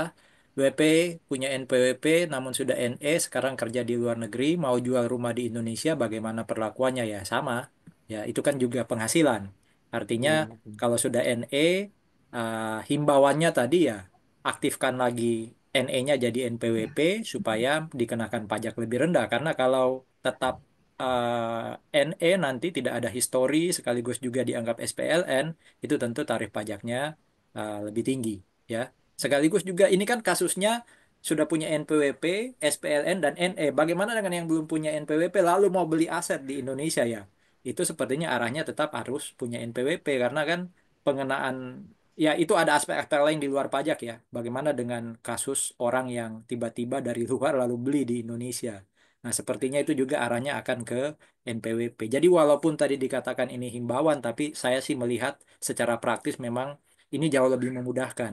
Toh kita sudah punya NPWP, aktifkan saja gitu ya. Sekaligus tadi ya, substansi yang menurut saya juga masuk akal, histori aset kelihatan. Karena kalau dari nol tiba-tiba ditambah dengan akumulasi aset itu kan besar sekali. Minimal Pak Hmm. Heru ya ditanyain kan. Nah ditanya Iya, itu kan sudah betul. deg-degan dulu. Iya, Walaupun iya, bisa betul, kita betul. jawab. Jadi daripada ditanyain, mending historinya dilihatin di SPT yang aktif tadi. Iya, Jadi masuk ke nih Pak Heru himbauannya ya. iya, betul. Monggo nanti Ibu Bapak Mungkin saya mau menambahkan ya Pak Agus ya. silakan. Ya mungkin saya dari sisi akademisi ya. Jadi kalau saya sih sebenarnya sesuai dengan yang PMK 18, tapi saya juga setuju dengan Pak Heru. Jadi PMK 18 ini sebenarnya kan SKS PLN ya, sehingga memang ada kewajiban yang tidak perlu dilakukan lagi gitu ya sebagai SPLN. Cuma kalau saya misalnya boleh memberikan masukan untuk yang Pak Edwin tadi, jadi kalau misalnya tadi bukan jual aset Pak, beli aset. Jadi dia mau beli aset. Jadi misalnya dia beli aset di Indonesia ya. Nah, sepanjang kalau menurut saya setuju dengan yang dijelaskan oleh Pak Heru, tapi katakanlah kalau misalnya nih eh, si SPLN itu memang tidak melakukan kewajiban pelaporan atau menggunakan haknya dia untuk tidak melakukan kewajiban pelaporan SPT tahunan karena memang udah SPLN kan. Ya saya menganjurkan seperti ini aja Pak. Jadi Bapak harus memastikan bahwa semua penghasilan yang Bapak terima itu adalah penghasilan dari luar negeri yang memang sudah dipajakin di sana. Jadi itu juga sebenarnya bagian dari histori. Kemudian apakah penghasilan yang Bapak terima di luar negeri yang emang sudah dipajakin di luar negeri ya eh, akan diberikan aset di Indonesia ya itu menurut saya nggak apa-apa karena kan penghasilannya udah dipajaki karena prinsipnya kan sebenarnya meniadakan tax treat meniadakan penghasilan meniadakan pajak berganda jadi tapi tidak boleh penghasilan itu tidak dipajaki tapi tidak boleh juga pajak berganda nah kan aturannya kan seperti itu jadi menurut saya sepanjang Bapak punya dokumentasi bahwa memang penghasilan Bapak itu sudah dipajaki di sana, ya sudah, nggak apa-apa Pak beli aset. Nggak apa-apa sih beli aset. Tidak ada konsekuensi akan pemajakan ulang gitu loh. Toh udah bisa dibuktikan bahwa penghasilan yang Bapak gunakan untuk membeli aset itu memang sudah dipajaki di negara tempat aset itu bersumber. Negara tempat penghasilan Bapak itu Bapak dapatkan. Seperti itu Pak Agus. Ya, mungkin nambahin dikit, Pak Agus. Yap. Ya, untuk pertanyaannya Pak Edwin ya, oke, betul sekali Bu. Saya setuju dengan Bu Yeni bahwa kalau mau beli aset nggak masalah karena itu penghasilan Bapak itu sudah clear menurut kacamata Undang-Undang Perpajakan Indonesia ya.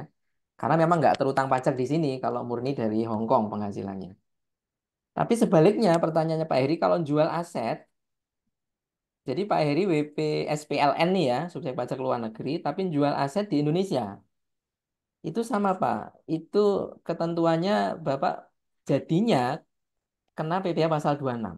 Jadi di salah satu objek PPh pasal 26 itu ada pengalian aset atau harta yang ada di Indonesia oleh SPLN. Ya, itu tarifnya kalau PPh pasal 26-nya itu adalah 25% kali nilai jual aset kali tarifnya. Tarif pasal 25, 26-nya. Kalau normalnya kan 20%. Jadi kena pajaknya 5% Pak jadinya. Kalau Bapak subjek pajak luar negeri. Tapi kalau Bapak itu sebenarnya subjek pajak dalam negeri, jual rumah itu pajaknya sebenarnya hanya 2,5%. Tapi kalau pas Bapak jualnya sebagai SPLN, pajaknya adalah 5%. Gitu ya, pasalnya pasal 26.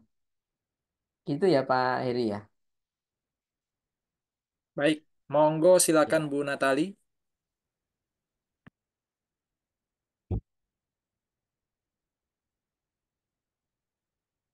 Bu Natali, apakah masih mengikuti?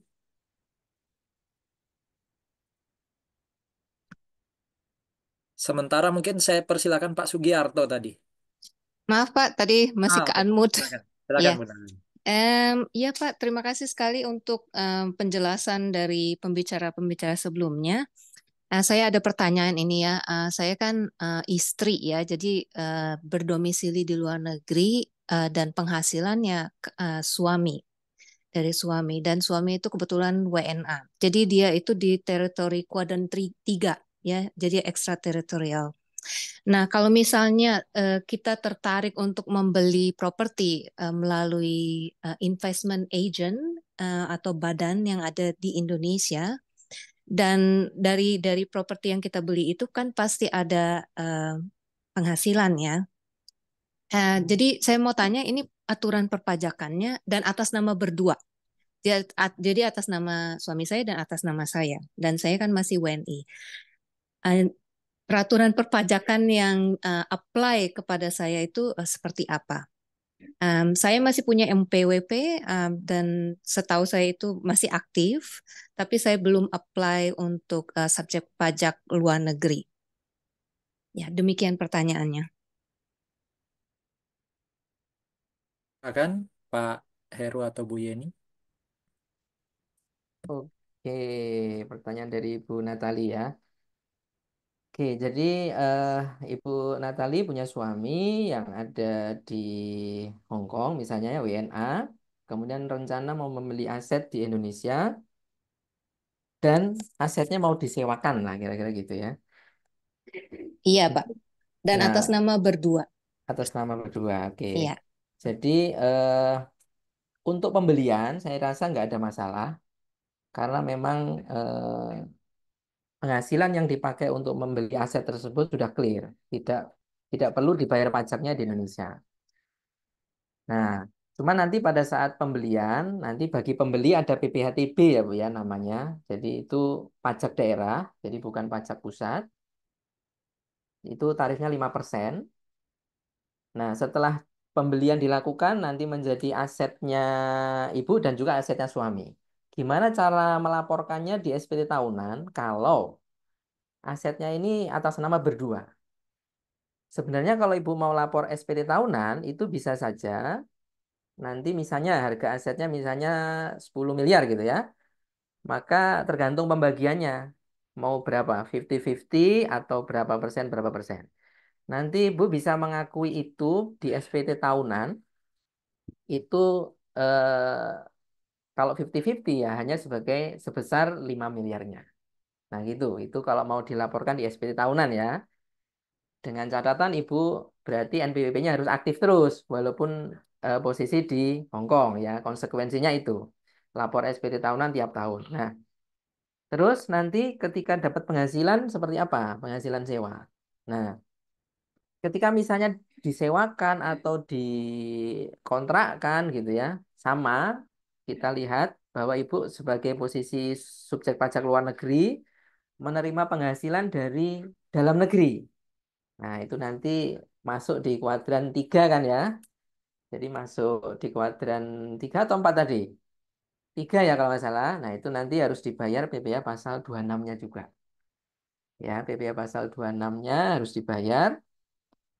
Tarif normalnya sih 20% atau sesuai nanti perjanjian eh, persetujuan penghindaran pajak berganda. Tarifnya seperti itu. Itu ya Bu ya. Jadi kalau yang diterima suami, bagiannya suami gimana sewanya? Kalau bagiannya suami ya sama nanti. Ya, bagiannya suami sama. Subjek pajak luar negeri juga kan, karena mendapatkan objek pajak dari dalam negeri. Nah, itu juga nanti PPh-nya PPh pasal 26. Itu ya Bu. Mungkin Bu Yani mau nambahin. Iya, Pak. Eee, Mungkin kalau saya, Bu Natali, saya sebenarnya concern dengan status Ibu ya. Eee, karena kan NPWP-nya masih melekat ya, dan Ibu mungkin tidak mengurus atau belum mengurus SKSPLN ya, dan mungkin Belum. Ya. iya, belum. Nah, saya sih khawatirnya itu ya Pak Heru ya, karena, belum mengurus SKSPLN, sehingga belum NPWP-nya tuh masih hidup gitu loh Pak. Jadi NPWP-nya tuh melekat Oh, berarti sebagai SPDN Pak. PDN Pak oh ya. ya ya ya. Oke Iya, gini, ini betul. Bu. Ya ya, sorry tadi saya belum Iya, baik. belum Monggo monggo nyinggung Pak itu. Heru. Iya. Jadi memang kalau di pajak itu kita eh, memang lihat kenyataannya ya, kenyataan yang sebenarnya. Jadi banyak sebenarnya di database kita itu, misalnya Toha gitu ya, itu pekerjaannya sebenarnya pegawai swasta misalnya, tapi kenyataannya notaris. Nah, atau si X gitu ya, kerjaannya itu pegawai negeri, tapi kenyataannya bukan, itu banyak sekali. Jadi kita di pajak itu memandangnya sesuai kenyataannya aja. Jadi kalau memang sudah tinggal di Hong Kong lebih dari 183 hari, maka kita akan menganggap itu SPLN sebenarnya. Tanpa sepanjang dibuktikan dengan ini ya, apa namanya, ada bukti pendukungnya gitu loh. Jadi kapan tinggal di Hong Kong, mulai kapan, kemudian atau ada mungkin kalau di Indonesia kan kitas ya yang membuktikan orang luar negeri itu ada di Indonesia gitu loh. Kalau orang Indonesia di Hong Kong apa buktinya? Nanti dibuktikan aja. Nanti kita lihat tanggalnya itu kalau sudah lebih dari 183 hari tanpa dokumen apapun sih itu sudah kita anggap SPLN sih. Gitu. Ya, karena paspor juga kan diperpanjang di KJRI Hong Kong dan itu tidak Iya, mungkin tanpa bukti domisili. betul betul. Ya, Ya itu aja Bu. Itu udah membuktikan. Ya. Baik, begitu ya Bu Natali. Terima kasih. Berikutnya, monggo Pak Sugiarto. Ya, terima kasih Pak Agus. Sugiarto ini kalau nggak salah Pertapsi ya Pak? Oh, enggak Pak, saya Perskapski. Sorry Pak. Bapak dari Hong Kong atau Indonesia? Oh enggak, saya dari Indonesia Pak. Oh oke, monggo monggo. Ya, Silakan. ya, terima kasih Pak. Nah, saya itu juga veteran Asian Pak, lulus di 2022, jadi lumayan baru Pak. Nah, Ya, saya mau tanya Pak, ini kan saya kan dari 2022 sudah kerja di perusahaan swasta sampai sekarang Pak. Nah, tapi nanti di Agustus 2025 saya akan resign dari pekerjaan dan melanjutkan studi S2 di Amerika Pak, sampai di 2027 lah perkiraan lulusnya gitu. Nah, pertanyaan saya perlu lapor SPT tahunan untuk pajak penghasilan di awal tahun 2025. Apakah benar seperti itu, Pak? Terima kasih, Pak. itu saja Pak Sugiarto. Ya, itu aja, Pak. Ya, monggo Pak Heru atau Bu Yeni. Oke. Oke, jadi kalau kuliah di luar negeri itu berarti kan lebih dari 183 hari ya. Jadi nanti jadi SPLN. Eh, Pilihannya dua. Sama seperti yang tadi ya. Kalau memilih non efektif disilahkan ya. Ya. Kalau memilih non efektif disilahkan. Tentunya kalau sebelum non efektif sudah bulan Maret tahun 2025 misalnya ya. Berarti harus lapor dulu SPT tahunan 2024. Gitu ya. Kemudian Maret 2026 sudah di Amerika, berarti dan sudah mengajukan non efektif sebelumnya, berarti yang nggak perlu lapor SPT tahunan 2025. Itu ya, itu kalau memilih non efektif. Tapi kalau nggak memilih non efektif, mau lapor tiap tahun boleh. Ya, nanti jumlah beasiswa yang diterima di Amerika berarti dimasukkan penghasilan bukan objek pajak. Nah, ini sekaligus menjawab pertanyaannya dari Pak siapa ya? Yang di chat apa namanya Pak siapa tadi? Pak Heri. Pak Heri mungkin Pak ya. Oh iya, apakah kalau NPWP-nya masih aktif dua-duanya itu tidak jadi worldwide income? Nah, seperti yang saya bilang tadi, kita lihat in fact aja Pak kenyataannya. Jadi kalau memang kenyataannya Bapak di luar negeri, nah, kita nggak akan menganggap Bapak sebagai subjek pajak dalam negeri. Nah, gitu ya. Kenyataan sepanjang memenuhi syarat tadi ya. Persyaratannya apa tadi ada berjenjang dan ada tadi itu ya tempat tinggal permanen, kemudian usahanya apa kegiatan ekonominya, kebiasaannya itu tadi itu harus bisa dibuktikan. Itu yang penting ya. Dokumen-dokumen pendukung harus dipenuhi lah kira-kira gitu. Jadi nggak usah khawatir, oh nanti jadi bayar pajak di Indonesia dan di Amerika dong Pak. Enggak, ya enggak. Enggak.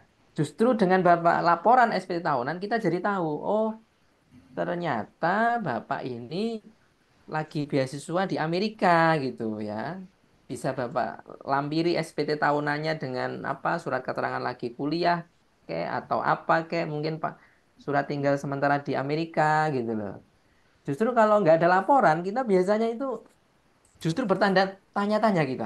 Loh, ini orang ini asetnya banyak tapi tiba-tiba NE, loh, kadang bertanya kadang gitu. Tapi kalau malah rutin laporan, toh setahun sekali ya kalau menurut hemat saya, asal nggak lupa aja sih, menurut saya sih itu lebih lebih bagus lah menurut saya. Saran saya seperti itu. Baik, terima kasih Pak Heru. Jadi ini sebenarnya Ya. tadi yang ek, eksplisit menanyakan itu Bu Asri Suangga. Jadi kalau sudah SPLN Oh tapi ya, NPWP aktif, apakah double status? oh Nah, iya seperti ya, yang kita jawab tadi, dijawab Pak Heru tadi, melihat kenyataannya berarti dianggap SPLN, tidak ada double ya, status. ya, Termasuk betul. Pak Heri juga tadi bertanya tentang WPDN, jadi SPLN namun tidak ngurus NE, apakah kena worldwide income dan PPh empat? Statusnya dilihat realnya adalah LN Pak, berarti nanti kalaupun dapat penghasilan dari Indonesia PPh enam, ya, seperti itu ya Ya, Pak Heru. betul, Ini betul Pak sekali. Heri juga menanyakan di chat, yang dilaporkan sebagai penghasilan yang bukan objek pajak adalah sisa aset yang tidak dikonsumsi di LN atau seluruh penghasilan bruto. Seluruh Pak, seluruh Semua. penghasilan bruto, ya semuanya. Jadi untuk diketahui Ibu Bapak, penghasilan neto itu hanya dilaporkan hanya kalau dari usaha pekerjaan bebas dan atau pekerjaan dan itu berlaku untuk subjek pajak dalam negeri. Selain itu di luar itu sudah bruto tuh. Ya, jadi investasi Ya. pun kalau itu diperoleh oleh subjek pajak dalam negeri itu bruto. Jadi hanya usaha pekerjaan bebas atau pekerjaan oleh subjek pajak dalam negeri. Di luar itu bruto, ya. Saya rasa demikian ya Bu Natali sudah selesai juga tadi. Aset di SPT akan besar sekali Pak kalau dilaporkan penghasilan. Pak, mungkin bisa dibedakan pelaporan aset dan pelaporan penghasilan. Jadi Hmm, hmm, pelaporan penghasilan itu di bagian penghasilan yang bukan objek pajak, hmm. pelaporan aset itu di daftar aset.